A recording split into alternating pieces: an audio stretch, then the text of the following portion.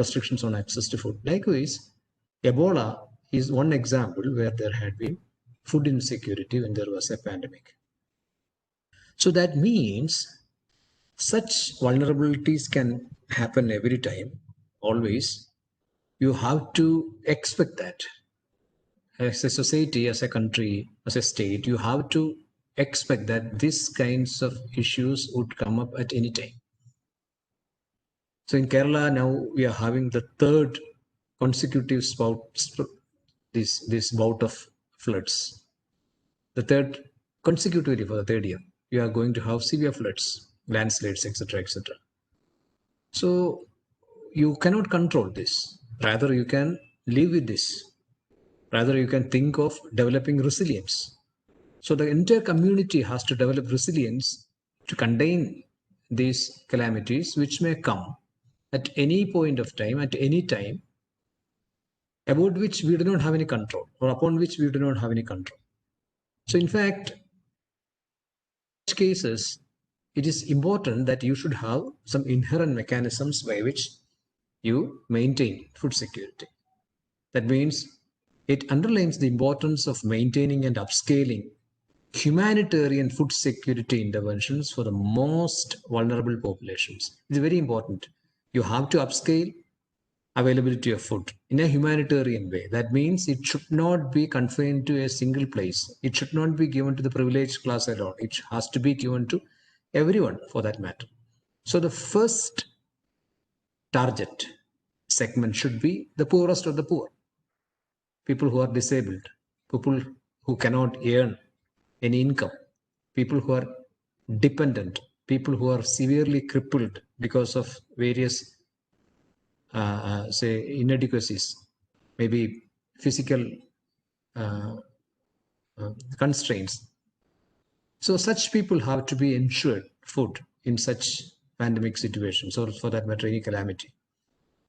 So along with investment or along with improvement in the health sector, in Kerala you can find, see, we have got a very robust health system. And that is one reason why we have been able to contain this, in spite of the fact that the number of COVID patients are increasing day by day. It has crossed 1,000 and we are expecting moments when it 2,000 or maybe it would recede. We do not know, but it is on the high right now. But still, when compared to other states, we have been able to contain it to a large extent because of the robust health systems that we have. So in fact, along with these health systems, you should also have the food systems intact to contain such, because it is a multi-dimensional issue. It is not just health alone. It is going to affect every sphere. So you have to have multiple points of intervention. You have to have different strategies. You have to have comprehensive strategies to contain this.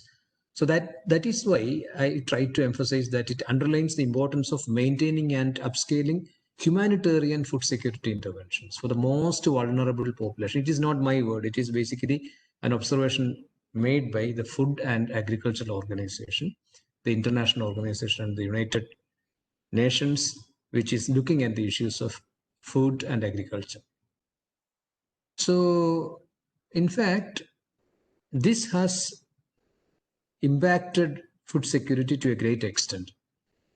See, before COVID, there had been 135 million people who had been facing acute food insecurity.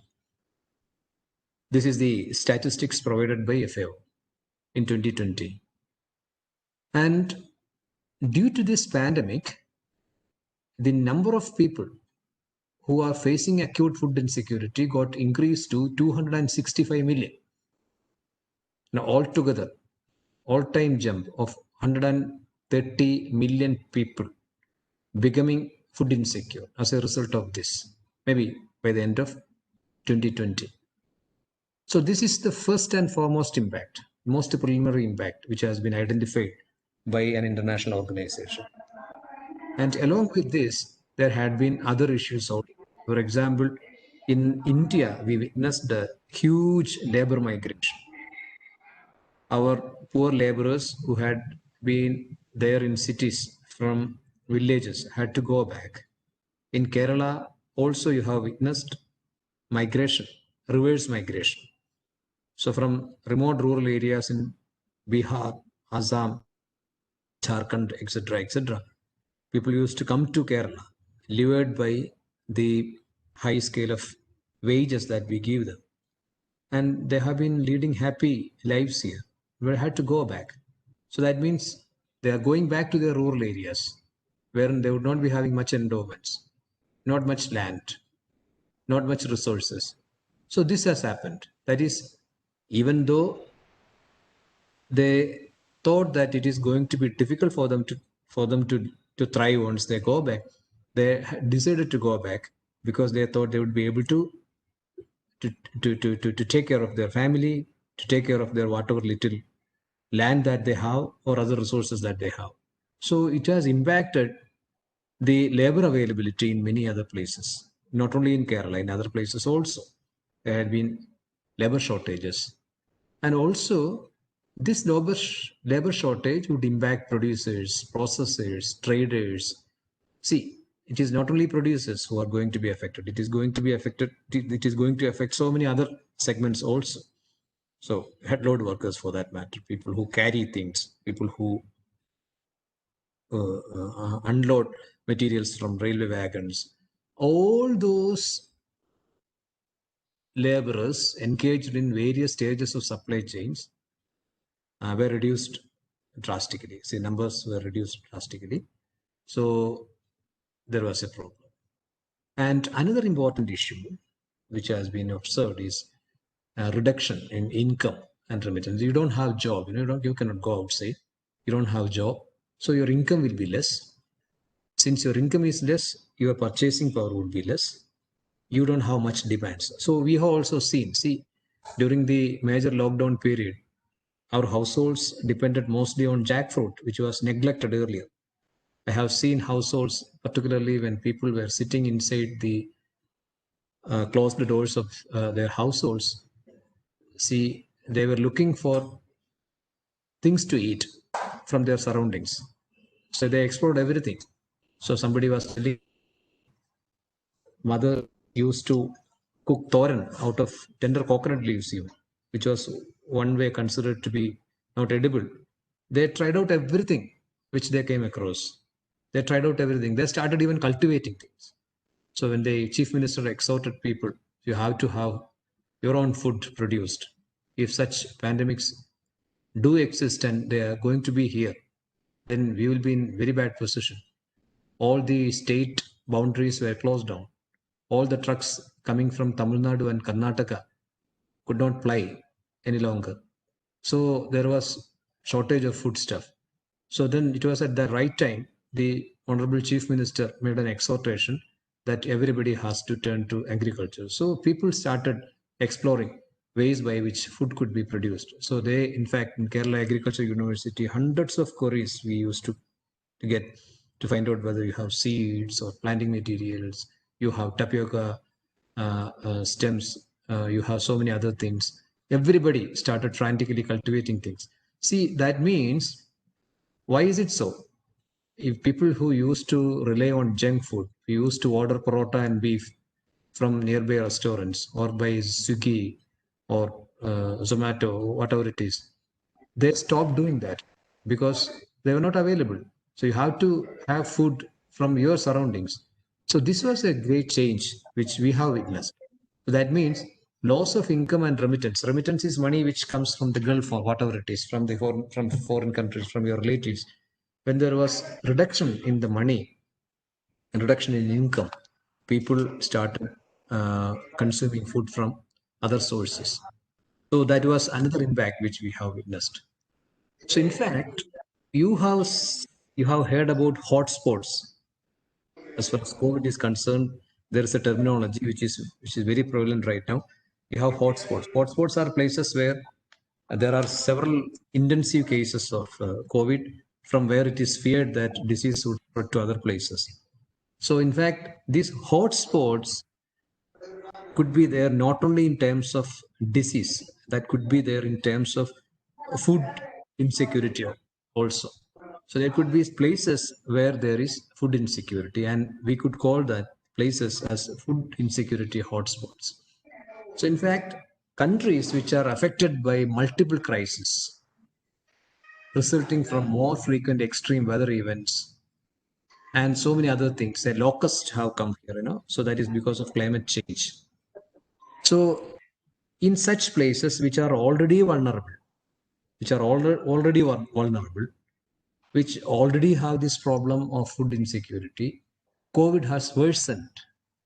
COVID has really, many times it had enhanced the difficulties. It has worsened the situations. It has worsened manifold. So that means food security hotspots also have emerged as a result of COVID. So it is not a question of disease alone. It could be a question of availability of food as well. So in fact, now I think we can closely look at status of food security during the pandemic across the globe. See, most of us in the world, we depend mostly on three important crops as staples: rice, wheat, and maize, and potato for that matter, particularly in South America and all that. So these are the most important sources of carbohydrates, which could be called as forage, which would fill up your stomach.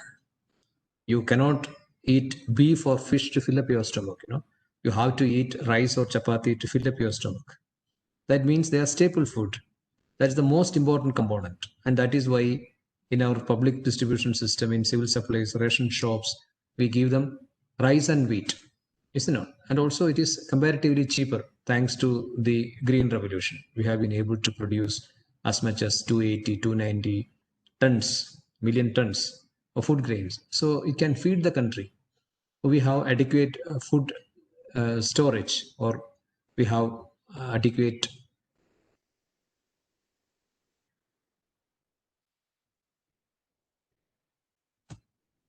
Okay, so in fact,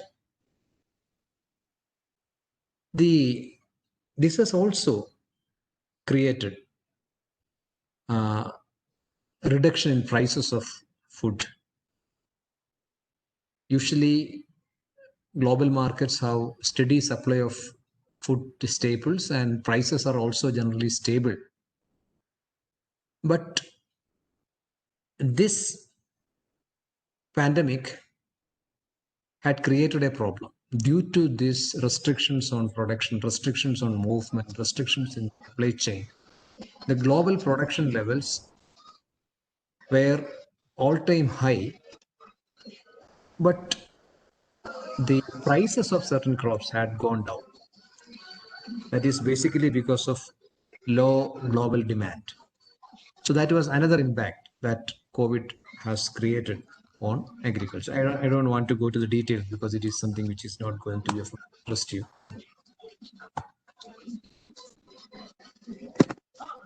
So how would you address these issues? How will you deal with this issue?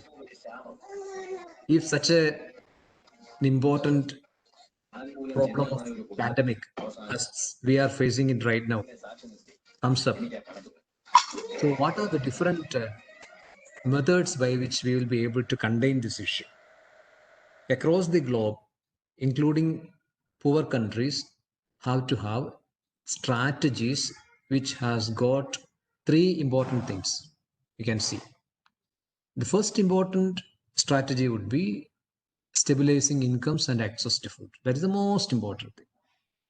You have to stabilize incomes. That means you have to make sure that the vulnerable segments of the society, the poor people, get minimum income to support their livelihoods, minimum income to buy food. And income alone will not serve the purpose. Along with that, you have to ensure that they get minimum access to food as well. And this is one strategy which you can see in Kerala we have adopted. See, in Kerala, all the interventions were almost in compliance with these three-pronged strategies which I have mentioned here. And this strategy has been put forward by none other than the FAO. FAO says it out of their experiences across the globe, they have been working on food security, pandemics, and so many other things, relationship between these two phenomena. And they have come up with conclusions that if at all there is a pandemic like this, whether its degree is less or big, you have to have a minimal three-pronged strategy, a three-pronged approach to contain these issues. So the first and foremost thing, as I told you, is stabilizing incomes and access to food. That means you have to provide livelihood options. Why lockdown has been lifted? Because there is a problem on livelihoods.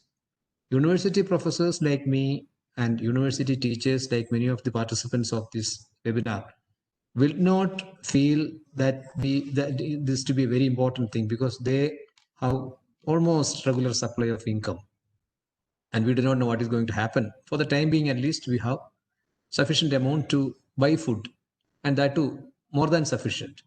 But there are people who are depending on their daily labor to buy food, to meet their other requirements. So that means they don't have steady income, they don't have any savings, they don't have thrift.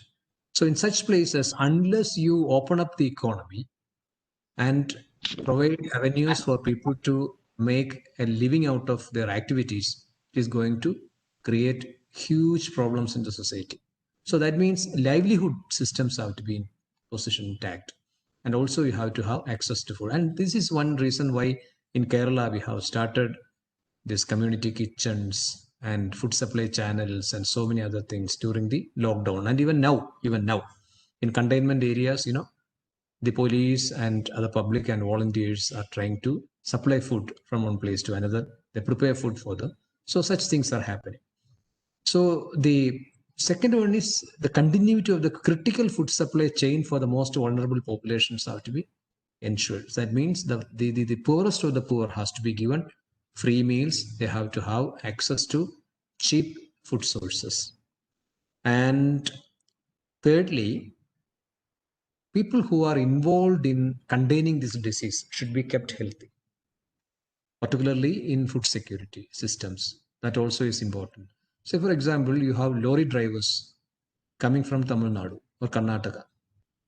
And it is important that people who are working in the markets, people who are dealing with movement of these commodities should also be healthy, because it should not create a situation where all these people who are involved in this manual labor are getting COVID. No, that also has to be taken care of. That means it is not only them, everybody for that matter. People have to be kept safe. They have to keep safe distance. They have to have precautions not to have this disease. So this also has got an implication of food security. So that is, I think I will just skip this one because it is not of much use to you. So in fact, coming to India during this period, particularly during the lockdown, and it is almost about 2 months after we have had the lockdown. See, we had adequate amount of food materials with us. We had almost about 214 lakh tons of wheat and rice at the beginning of the year on January 1st, 2020. And Food Corporation of India, which is the granary, which is the storehouse of all food stuff, which is preserved or which is kept for us, which is saved for us, people. They had 565.11 lakh tons, roughly 2.5 times more than the essential requirement for public distribution. That means we had food storage or food security or food, what should I say, reserves for more than 3 to 4 months, even if the lockdown had continued. But the problem is, even though these food grains are available, you should have systems of distribution also. In Kerala, one positive aspect is we have got a well-connected distribution system. Everyone has got access to food grains. Whereas in other parts of India, particularly in backward areas, there are almost about 10 crore people whose names have not been included in ration cards. So in fact, such people were also taken care of. That's a different thing altogether. But such mistakes or such shortcomings in the system would deprive these people of their access to food. So that was one concern which many of us had at that time, but that was taken care of promptly because of such alarming situation, and due to warning from other places, those people were also, to a large extent, they were also taken care of. So in fact, the pandemic has created lot of problems, and we would summarize these problems into what you see on this slide. There has been loss of livelihoods. Many people lost their jobs. Even now, IT segment has suffered a lot. People are working from home. Most of them are not sure whether they would be able to have their jobs continued. They do not know whether they would be able to take up their job once it is over. Demands have come down. Revenue systems have got curtailed. So livelihoods, not only from the poor, even to the rich also have suffered. Say, for example, in Kerala, one of the most green ways of making money, I would say, an economic sector was tourism. Tourism has almost collapsed. Tourism was a big sector of it was a very, very important sector of the economy. But you cannot think of resuming tourism as of now. You have to wait several months or even years together for tourists to come to Kerala. Not only to Kerala, any part for that matter, anywhere in the world, except in very few countries who have very robust systems to put in back their systems, have just started tourism. But Kerala, being one of the most cherished hubs of tourism or spots of tourism, have suffered a lot. Likewise, there you can see several. Say, for example, your food industry, your hoteliering, your hospitality business, all those things have suffered a lot. That means there is huge loss of livelihoods. I do not know by what time you will be able to overcome the impact of this pandemic on such sectors. And labor availability, again, for that matter, is a very important issue. We have reduced our activities. We have gone into a chrysalis. We have started pupating. We do not go out. We do not express ourselves as we had been doing earlier. So we are reducing our activities. We are reducing ourselves. So reverse migration, as I told you, people migrating from rural to urban. Now the reverse migration has happened. The people have started going back to their respective places from urban areas. So in urban centers also, particularly in places where there is industrial production, there would be huge impact on production and also supply of materials. The low demands and lack of access to market. Lack of access to market was a very important problem that we have faced. So, for example, during the COVID, there had been some excessive production of some vegetables, excessive production of something. So in Thrissur, there was a very, very interesting incident. We have a very peculiar type of snap melon. Snap melon in Malayalam is pottu vellari. Once it becomes ripened, this the outer rind breaks off and it becomes very difficult for you to handle that. But it's a very, very nutritious cucurbit melon which can be made into juice. It is good for health. It has got medicinal values also. In the entire production of this particular crop was dependent on the juice vendors and also juice shops in hotels and all that. So there was no scope, no probability of selling this material. So farmers do not know what to do. They produced it in large quantities and they're waiting for somebody to take it. You cannot wait for longer hours. Once that ripen, that maybe you can keep it only for 1 or 2 days. In the meantime, it would get it would erupt and the content would come out. So it was very difficult for farmers to manage. So likewise, also the government intervened and they procured most of this stuff and they gave it to residential areas and all that. Many enthusiasts came up with social media videos which explains how this naphthalene has to be prepared and how to make juice and what are the medicinal qualities and all that. So unprecedented acceptance was given to this particular stuff because of huge propaganda which we made through the social media. Particularly urban elites started buying this. People who were not used to this crop, this product, they started buying it, and they found that it was very much energizing, and then they placed further orders, and somehow or the other some of the farmers could go through. But still, there was a situation where farmers could not find markets for that. And likewise, pineapple, which is we are very famous, particularly Vazhakulam in Ernakulam district, is famous for pineapple. It's the hub of pineapple production in the entire state. So people could not sell it off. So there were problems. So in such cases also, there were alternate mechanisms to sell them. Good or bad, there had been low demands, and this has created problems and lack of warehouses. And this is one issue which we have experienced at that point of time. See, people produce a lot, but all of a sudden, all the systems come to a grinding halt.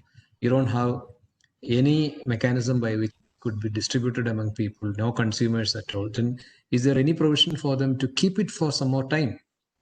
Can they store it in a warehouse or a godown and do something? No, that also is not possible. Why? Because we have not so far built any initiative, or we have come up with any initiative to have decentralized or large warehouses distributed across the state. We don't have. So if you have a very good warehouse in a panchayat or in a village, then people would have done that. But nobody can be blamed for that matter, because such a situation had never occurred. We never anticipated such a situation. We never knew that it would happen. All of a sudden, a change has come to our lives. And now we are aware of various things which we want to do, just like the floods that we right now have. See, we have been talking about the impact of restricting the course of rivers, streams, etc., etc. We have been talking about the problem of reclaiming our rice lands, but nobody paid heed, nobody listened. People started doing all these anti-environmental activities to a large extent, and now we have started feeling that, okay, we should have given room for rivers, we should have adequate drainage mechanisms, we should have conserved water in a different way, we should not have built houses on wetlands, etc., etc. We now realize, but I would not say it is too late, but we are late for that matter. So likewise, we now identify and we acknowledge and we realize that lot many things have to be done to contain such issues. And also, there are inadequate value chain management systems for small produce. They do not know what to do. See, once a produce is rotten, it has to be thrown away. You cannot process it. You cannot make it into some value-added products. You don't have provision to do that. We have provisions, but only very limited. So that means, see, and pandemic has made such a big impact. I think this is going to be a matter of academic interest also for many of you. If you are interested individually, you can just have small projects, find out how each sector has been impacted by this pandemic, which is going to stay here for a while, maybe at least for one and a half years, till the time we get freely get rid of this completely. See, I have just pointed out issues that have happened in agriculture for that matter. So this is how this pandemic has impacted. It is not a question of pandemic alone, basically.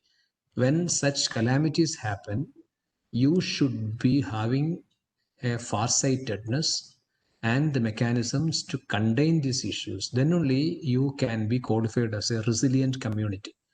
Keralites had been thinking that we would not be affected by any of such problems. We had excessive rains on and off here and there, but it had not affected an entire population. But 2 years back, it affected almost about 11, 12 districts. And 60% of the population were affected by floods. Then we started thinking about how to come up with new technologies and other things to contain this issue. The second year also it happened. Third year we are going to have the same experience. Now we have to expect that this is going to stay here for a while. Maybe there is no coming back and no reversal. So if you do not have any reversal, then you have to adapt yourselves to live with this either pandemic or calamity or whatever it is. So how do you make the society resilient?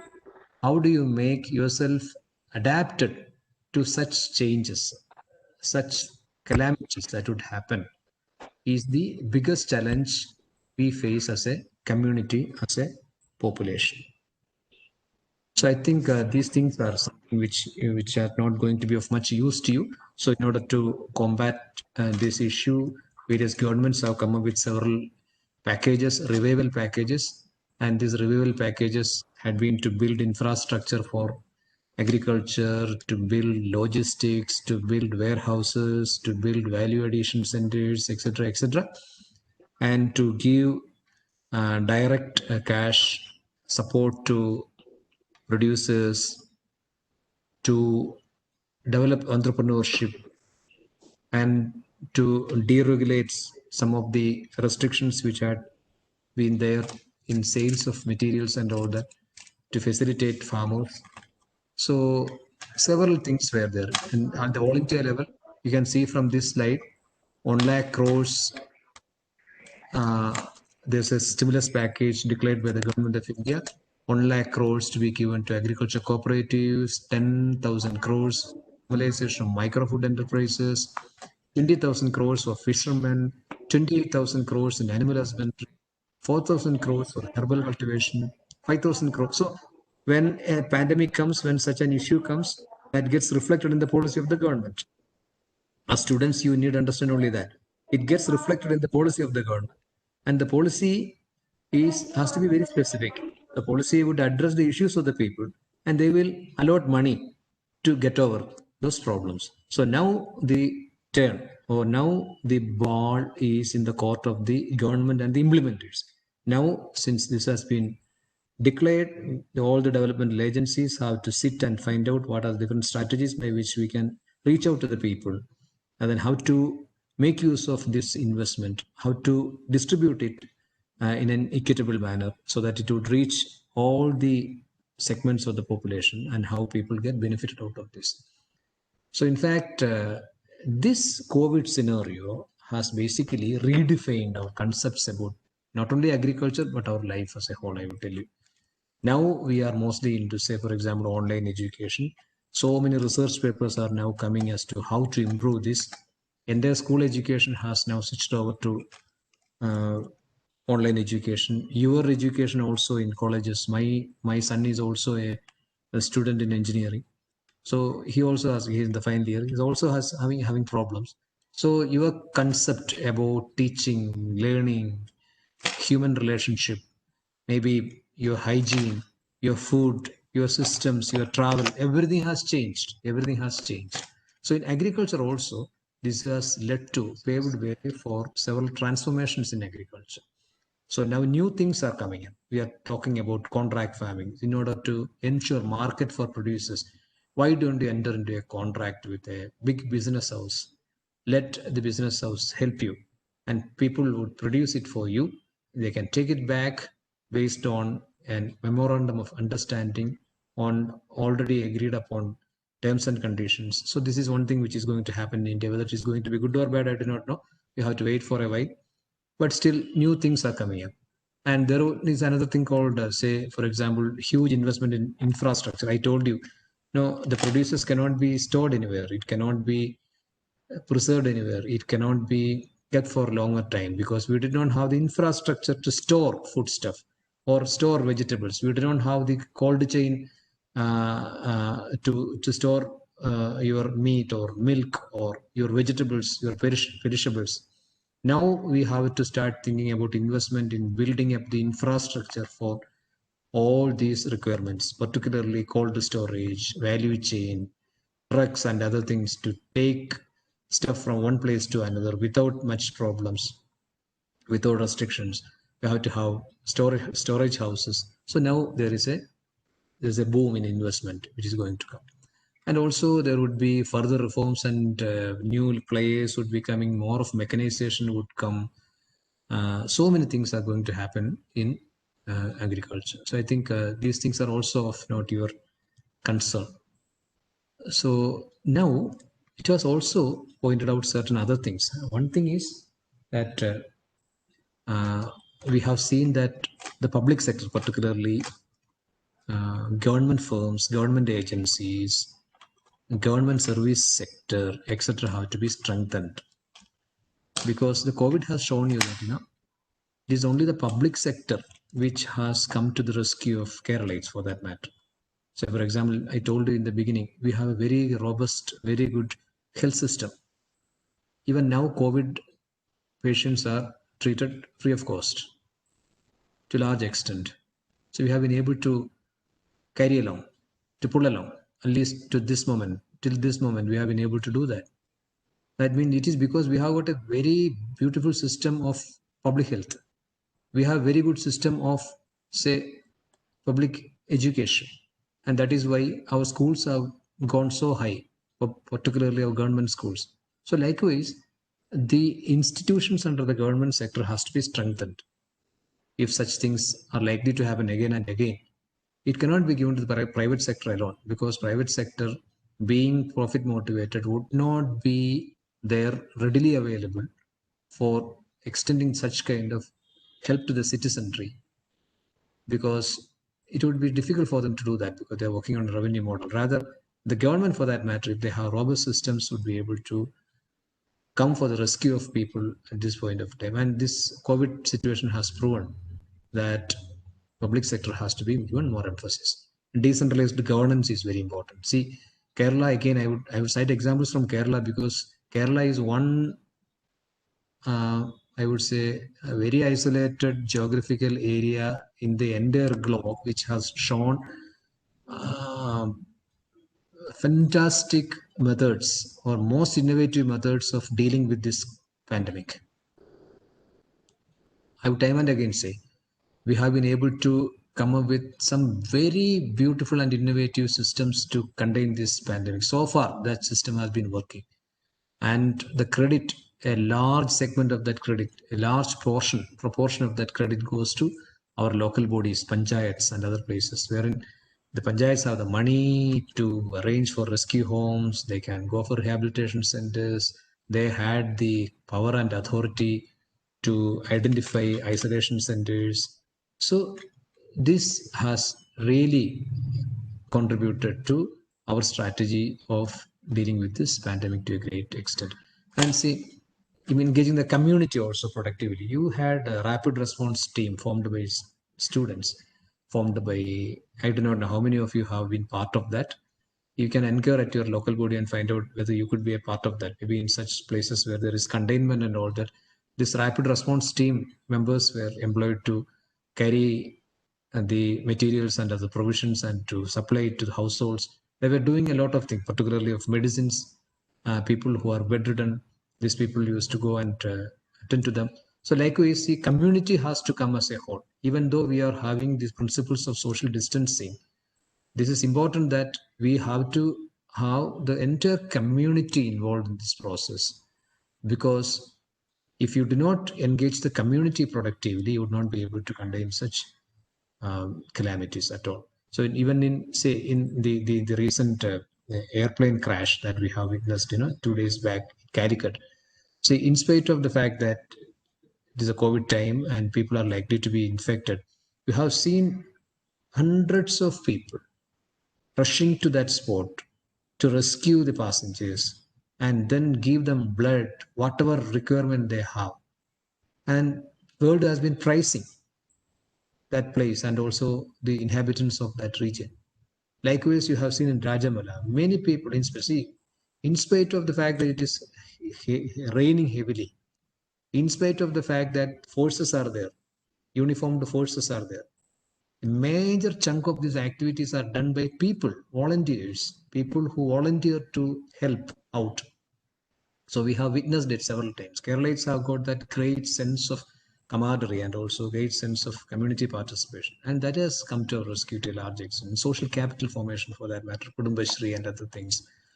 And so many things for that I am not going to, because it is already going to be 6:30. I don't want to get into the details. So this is how we have engaged our community, our people, etc., to combat this. pandemic. And now, how will you come back is very important. So people's livelihoods have gone, people have gone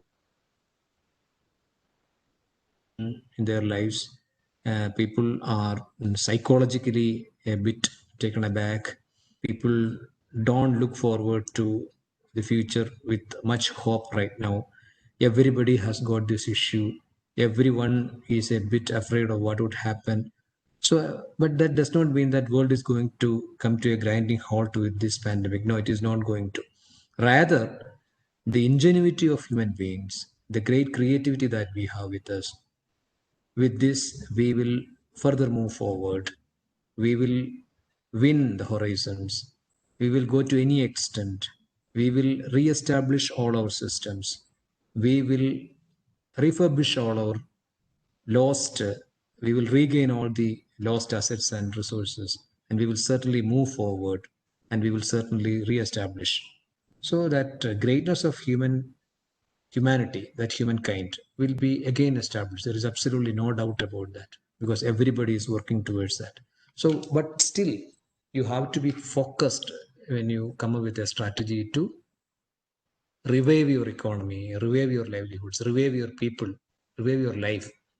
Then most important things are creating rural employment. In agriculture particularly, you have to create as many rural employment opportunities as possible. And that is one reason why the government of Kerala has announced a Subiksha Kerala program, wherein all efforts are being put to harness the resources in agriculture and to create as much employment opportunities as possible. If possible, to export or import or whatever it is.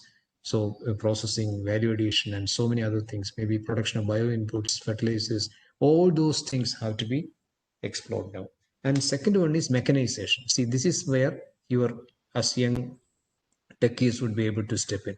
So we are talking about mechanization. We don't have laborers right now. So you have to go for mechanized and highly technology intensive agriculture. At the same time, it has to be sustainable. So many people are coming in with new applications, artificial intelligence, robotics, etc., to facilitate agriculture. So many are coming. And we have seen recently a young chap has come up with a mechanism by which it can sense the soil moisture, soil fertility, etc. By using sensors. They can do it. They sense it, and the equipment suggest that the machines or the computer suggest what should be the schedule of irrigation, what should be the schedule of, say, fertilizer application. So that would be of much help to the farmer. It would be helpful for him to appropriate the kind of practices that you have been following. It would be able to conserve water for that matter. Likewise, so many new things are coming in technology and partnership in innovation. So we are looking forward to so many other institutions in engineering. The Agriculture University also has got an engineering college of its own, that is on agriculture engineering. But we now realize that only that is not adequate. We have to have liaison with several other segments of engineering and technology. We are looking forward to other institutions to get uh, technology support from other places, from other technocrats. So, and also we have to spend very hugely on human resource development. So this is in fact how Kerala has, I have already told you many of these things. We have created models, we have come up with community kitchens, we have got a special drive for food self-reliance, we have strengthened the local market. This picture is about, is a scene from a local market during the lockdown period. See how obediently people stand by at the prescribed distance and then buy things, see, this has something to do with how the supply chain system has been restored. Just wanted to tell you that this is how we have uh, tried to address these issues. In Kerala, as I told you, Subiksha Kerala is a special revival package has been declared by the government of Kerala. It's a 3,000 crore package for agriculture. We are talking about integrated farming now. That means it is not only agriculture. We have to have self-reliance on not only food grains. You know how much food grains do we produce? We produce only 15% of the food grains that we really want to consume in Kerala.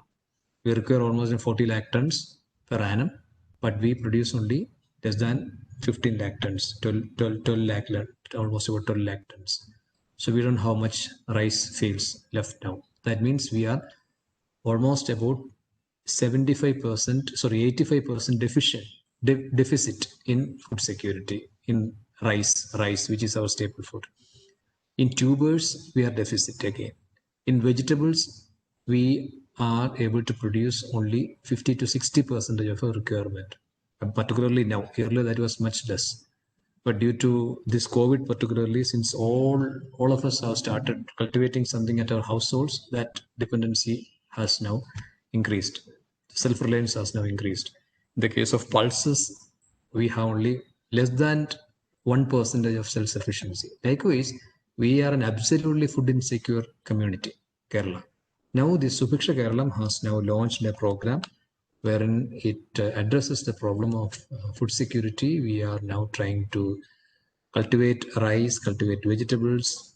Then we are going to grow chicken, poultry, cattle, goat, pig, all those things. In this farming also is very technology oriented. You can think of maybe technocrats are now investing hugely on this kind of integrated farming systems also, wherein all components, animal plus agricultural components, are combined to attain self-sufficiency in food grains, vegetables, pulses, tubers, fruits, meat, egg, milk, poultry, etc., etc. So this is what Kerala is now heading towards. We have got a very, very well-defined strategy to address this issue. COVID pandemic has opened up a lot of opportunities for us. So we are not going to take it as a debacle, rather it would be taken as an opportunity for us. So this is all about this topic. I'm so happy that I have been invited, even though on short notice, to spend exactly 1 hour with you. It's going to be 6:30. Thank you so much. Okay, sir. Now we would like to move on to the questionnaire session. The participants are free to ask questions in the chat box or to unmute their mics and ask them directly one at a time. The feedback form will be posted in the chat box. Certificates are provided to those students who fill the feedback form.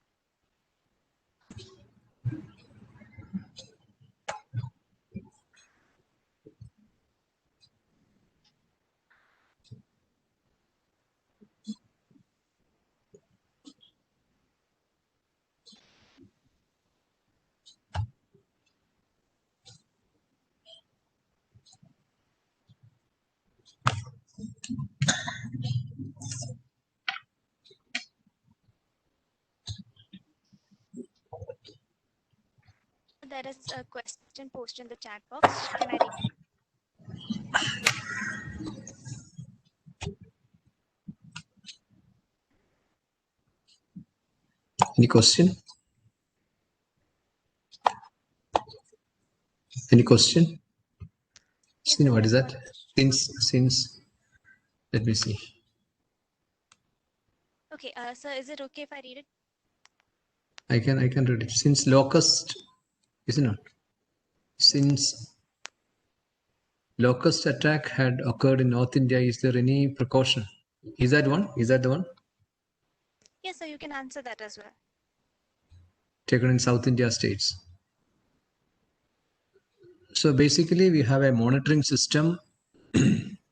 Some of the species included in this locust category are being monitored by universities and the Department of Agriculture, and there are certain mechanisms by which you can identify, if a certain species population is seen more, we try to control them, but still it is difficult. Mostly such things happen when there is a dry spell, and particularly when there is desertification. As far as Kerala is concerned, we have spotted a few species here and there, but it has been identified not as the locust category. So I think for the time being, you need not worry about that.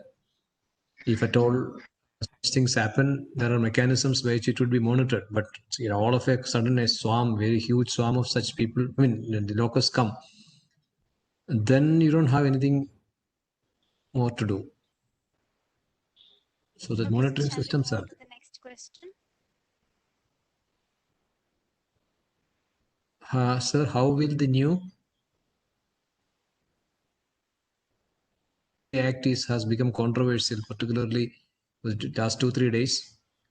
I have not gone into the details of the new act, but still peripherally, I have seen that this act has made many of the rigorous regimes which had existed earlier, or rigorous provisions and conditions which had existed earlier have been taken away, and many of those things have been diluted. That is my first response about this.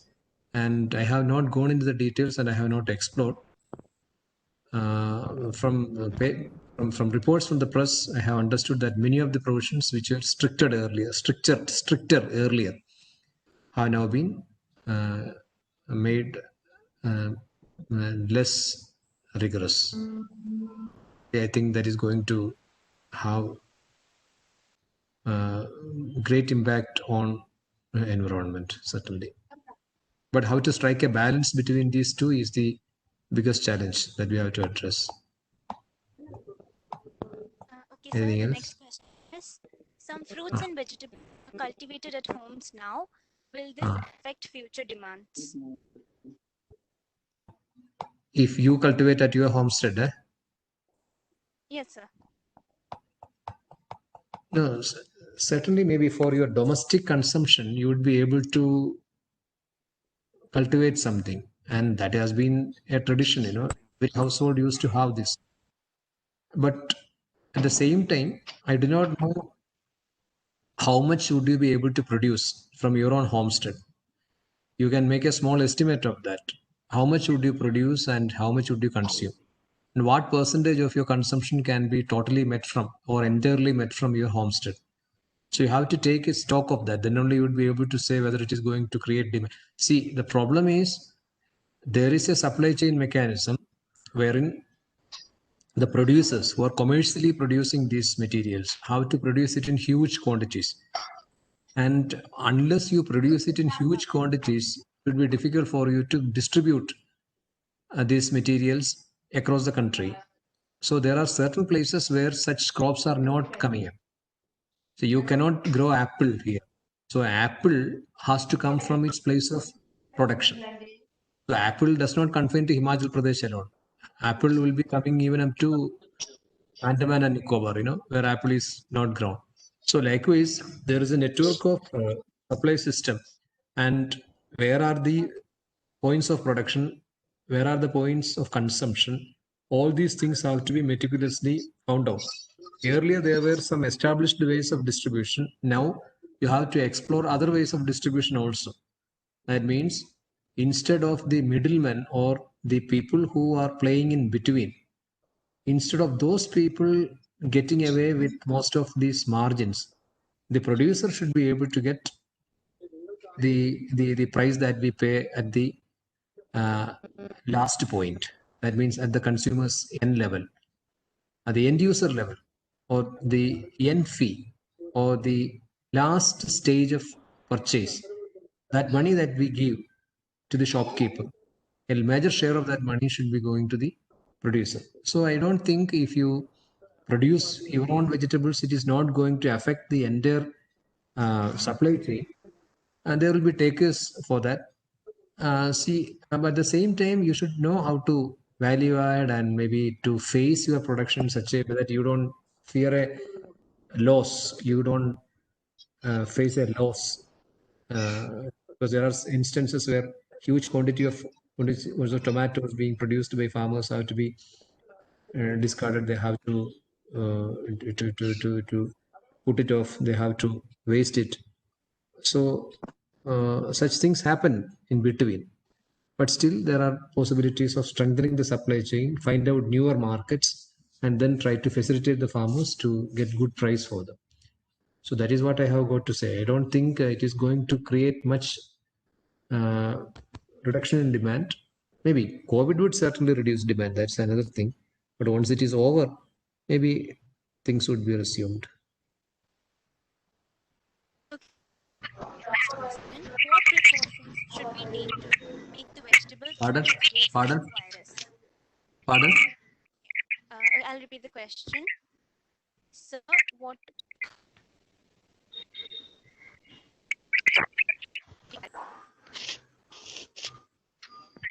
Be a virus. The virus in vegetables and seeds are not going to affect you, that will not affect you. But the problem is if there is a virus infestation or virus infection, your loss will be more. You will not be able to get desired level of production, yield. So just like the coronavirus or whatever virus that affect us, virus diseases do not have much control measures in agriculture.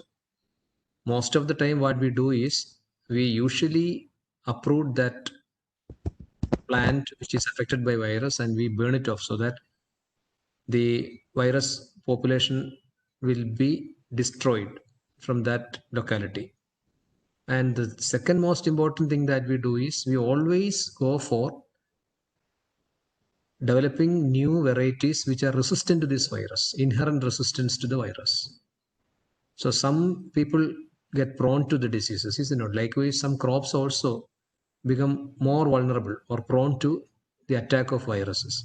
So there are certain varieties which are not affected by the virus. So in crop breeding programs, what we do is we try to identify crops which are resistant to virus, and then we try to get the traits of these crops into new crops, or we try to develop those crops into a variety and try to distribute those materials or planting materials to farmers. So likewise, we uh, try to inculcate this quality of antiviral resistance in crops. That is another thing. And third one which we do is there will be naturally varieties which are resistant to virus. So we will try to distribute materials or get planting materials or seeds or whatever it is from disease-free mother stock. That is another thing. And some viruses have been known to be spread by insects. So in such cases, we try to destroy the insects which are carriers of these viruses. So that is in several ways by which we try to control viruses in plants and crops. So that is how we do it. So Okay, from sir. crop to crop, it may differ. Okay. So the next question is, will killing all the mosquitoes affect agriculture? That I do not know. Okay, sir. Mosquitoes. What does got mosquitoes to do with that? That's Mosquitoes, which I dislike. I do not like mosquitoes. I don't know whether they have to be here or not. Who wants mosquitoes to be here? Why did she ask that question? Is it because it has got something to do with agriculture? Mosquitoes and agriculture? yes. It may have been that she thought it was a part of agriculture and maybe it was necessary. No, no, no. I have not found any particular relationship between mosquitoes and agriculture. I do not know. I have to see. I do not know. That is a wonderful idea. I do not know. I will just go and check whether there is any relationship between mosquitoes and Okay, sir. agriculture. You see, mosquitoes happen only from from very dirty environments. So Hmm. yes, mosquitoes are there in the sense. Okay, that is one thing. Is mosquitoes? Some of the mosquitoes they they depend on some host plants for their maybe at some point of time they require host plants, some host plants for their survival.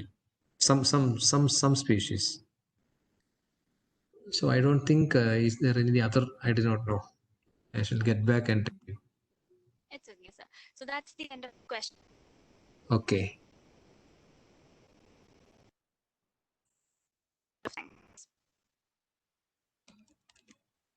Evening to all. I am Shuhana, taking this my greatest honor and privilege to say vote of thanks in this occasion. First of all, let me thank the Almighty for making today's webinar a resounding success. Next, I would like to express my sincere thanks to Professor Dr. Jiju P. Alexa, Director of Extension, Kerala Agriculture University, for spending time to give us the informative section about COVID-19 and its impact on agriculture. Thank you, sir. Next, I would like to thank Mr. Manusa, Program Officer, and Shruti Ma'am, Associate Program Officer, and Kadra Ma'am and Anupama Ma'am, Event Coordinators, and Nimi Ma'am and Simi Ma'am, Faculty Coordinators, for organizing such a platform for all of us. Thank you, sir. Thank you, ma'am. And last not the least, I would like to thank all the students and NSS volunteers for their active participation and support to make this a big success. Once again, thank you all. Thank you. Thank you. Shihana. Thank This you, marks sir. the end of the 4-day webinar session conducted by NSS. I would like to use this opportunity to inform all the participants on the upcoming internship event on ethical hacking and encourage all of you to register and participate in that as well. It is clearly seen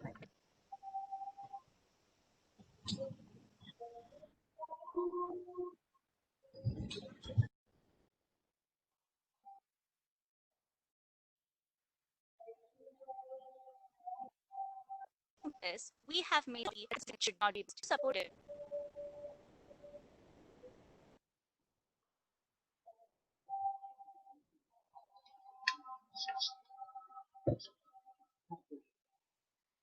Good evening, all.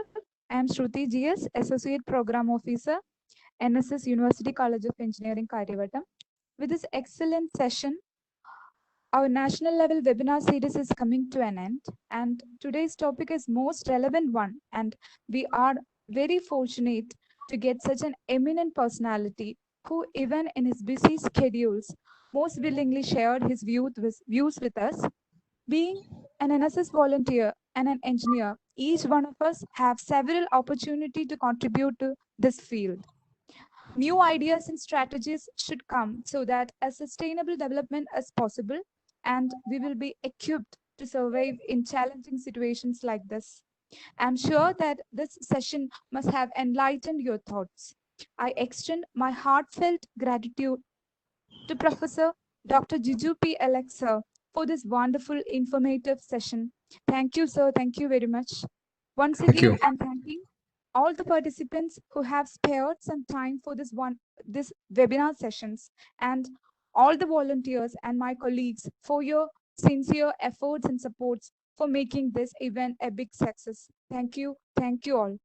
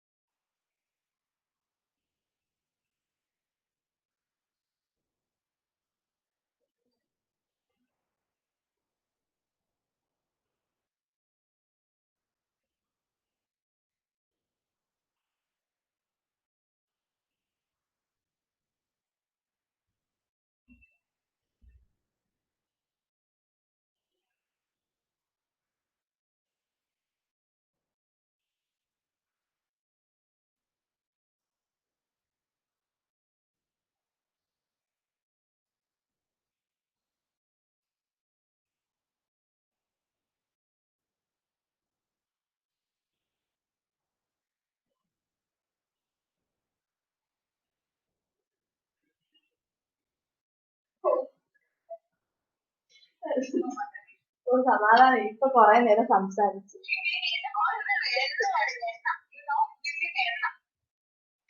അയ്യോ, എനിക്ക് ഏതാണ്ട് ഞാൻ ഓരോ നേരം ഇങ്ങനെ അവിടെ ഭ്രാന്ത് പിടിച്ചിരിക്കുകയായിരുന്നു.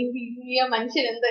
അപ്പൊ സാറ് പറയുന്നത്, ഞാൻ വെറുതെ പറഞ്ഞാൽ ആരും മുഖം കാണിക്കാത്തപ്പോ എനിക്ക് ഒരുമാതിരി ഞാൻ ആരോട് സംസാരിക്കുന്നു എന്നുള്ളൊരു ഞാൻ ഈ ഇപ്പൊ കഴിഞ്ഞ 3 സെക്ഷനും ഞങ്ങൾ ഇങ്ങനെയായിരുന്നു. എന്തെങ്കിലും ഞങ്ങളുടെ തെറ്റ് പറ്റിയിട്ടുണ്ടെങ്കിൽ ക്ഷമിക്കണം എന്നൊക്കെ ഞാൻ പറഞ്ഞു. തെറ്റും ഇതൊന്നുമില്ല കുട്ടി, എത്ര വർഷമായി മോൾ അവിടെ എന്നൊക്കെ പറഞ്ഞ് ഇങ്ങനെ ചോദിച്ചു. എന്താണ് കൃഷിയോട് നിങ്ങൾക്ക് ഒരു ഇൻട്രസ്റ്റ് ഒന്നും കാണത്തില്ലല്ലോ. അപ്പൊ ഞാൻ പറഞ്ഞു അല്ല. അപ്പൊ ഞാൻ പറഞ്ഞു